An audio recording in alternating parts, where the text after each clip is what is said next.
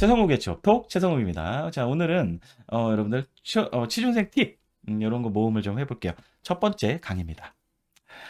자, 취준생분들 지금 이제 벌써 공고도 뜨기 시작했고 뭐 우리은행 떴지, 그 다음에 SK텔레콤도 떴고요. 아마 다음 주쯤이나 다다음 주쯤 해가지고 포스코 뜰 거고 삼성 뜰 거고 LG계열도 막 뜰 거고 막 지금 부쩍부쩍 하고요. 제가 일하는 학교에서도 다음 주에 굉장히 큰 행사가 있어요. 그래서 4일 동안 체육관 전체를 불려서 지금 기업이 80개 정도 들어올 것 같은데 80개 기업이 참여하는 취업 박람회가 있습니다.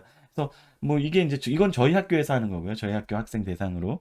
아마 여러분들도 지금 지난주였나요? 지난주였나요? 그 금융권 합동 박람회도 있었고요. 지금 이화여대에서 금감원에서 진행하는 뭐 금융 관련된 영역의 그 채용 설명회도 있고요. 이화여대에서 있고 지금 이렇게 좀 그 오픈돼 있는 그런 박람회, 설명회, 상담회가 있어요.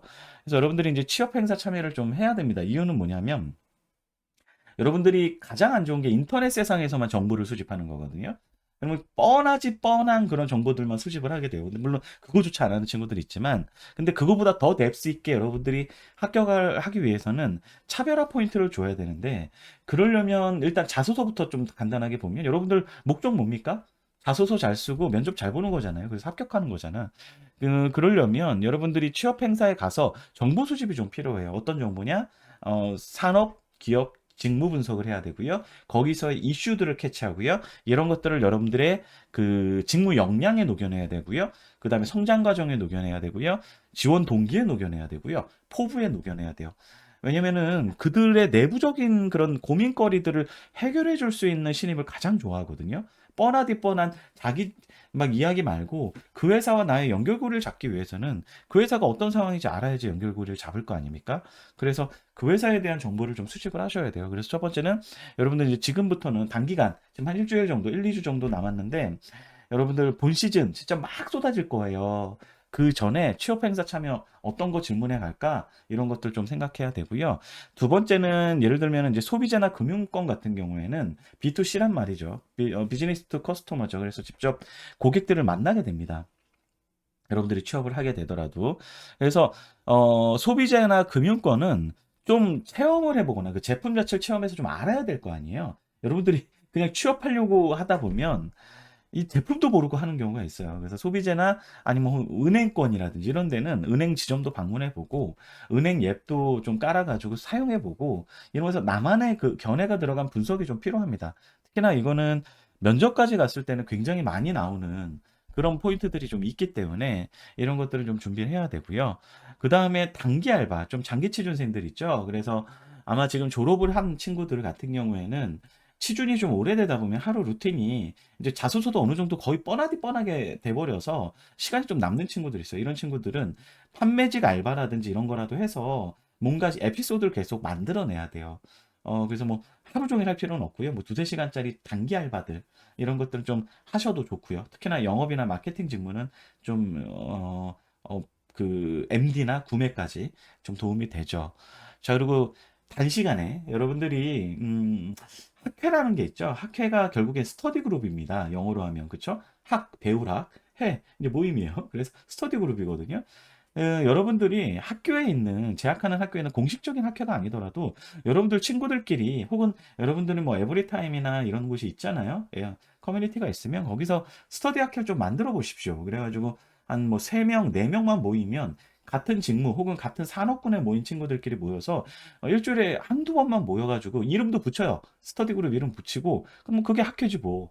그래서 이공대 친구들은 같이 공정 스터디도 같이 좀 해보고요. 요즘 그 기술 트렌드 이런 것도 좀 분석한 보고서들 서로 한 명씩 나눠가지고 공유하고 이러면 굉장히 도움이 많이 되죠. 그리고 자체적으로 한번 공모전도 해보는 거예요. 그래서 4명 중에 1등 했다. 너가 1등 해라. 뭐 뻥이 아니잖아요. 이런 식으로 하는 방법도 있습니다. 그래서 자소서에 녹여낼 수 있죠. 이런 것도. 자, 그 다음엔 금융권 같은 경우에는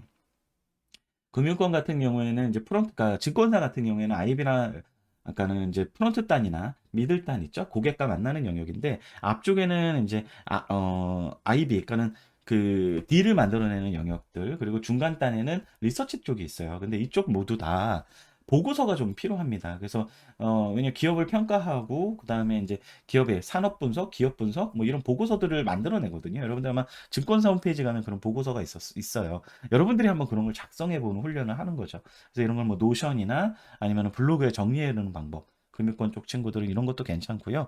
학회에서 안 해도 돼요. 혼자 해도 되니까 해보고 제일 중요한 거죠. 여러분들 자소서 샘플, 타겟 기관은 좀 미리 만들어 놔야 돼요. 왜냐면 지금 다음 주부터 벌써 이제 오픈이 될 거기 때문에 그럼 자소서 미리 써놔야 됩니다. 왜냐면은 그래야지 시간을 여러분들이 주도할 수가 있어요. 안 그렇게 되면 막 질질 끌려다니다가 맨날 밤새고 밤낮 뒤바뀌면서 막 뒤죽박죽 되는데 막 끌려다니면서 다 자소서를 쓰게 되는 거죠.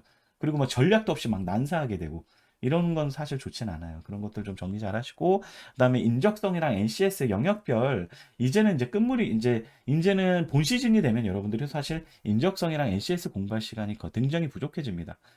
왜냐면 원서 쓰기 너무나 바쁘거든요. 그래서 그 시즌은 조금 피하고요. 인적성이랑 NCS는 간만 잃지 않을 정도로 영역별 문제 한 문제씩만 푼다든지 하루 1시간 뭐 요런 느낌으로만 가져가시고요.